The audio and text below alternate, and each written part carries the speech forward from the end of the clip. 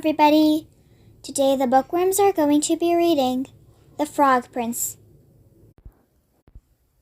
A long time ago, in a place not too far from here, there was a princess who loved to go for walks in the woods. One evening, she came upon a cool spring of crystal blue water. She took out her golden ball and began throwing it into the air and catching it. Suddenly, she threw it too high and it fell right into the water. The princess was upset and began to cry. "Alas, I have lost my favorite possession. I would give all my splendid jewels to have it back." As she cried, a frog appeared out of the water. "Grant me one wish and I will retrieve it for you," said the frog. "I do not wish for your fancy jewelry. I wish to live with you and eat from your golden plate and sleep in your warm bed." The princess had an idea. "I will let this strange talking frog bring me my ball, and then I will leave him here." So she promised to grant him his wish. The frog jumped into the water and soon returned with the ball. The princess was overjoyed. She grabbed the ball and ran back to the castle as fast as she could. The next evening, the princess was sitting for dinner when she heard a soft knock at the door. Then a voice said, "Open the door, my princess dear. Open the door to thy true love here, and honor the promise to me thou made by the spring so cool in the greenwood shade." The princess ran to the door and opened it. Realizing it was the frog, she closed the door as quickly as possible. She returned to the table looking quite upset.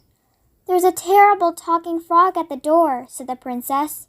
"He retrieved my ball from his spring, and in return I promised he could live here. I never thought he would make it all this way." The king, being a very honorable man, replied, "If you made a promise, you must keep it.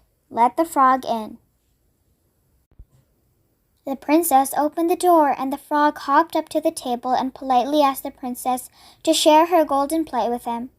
Reluctantly, she said.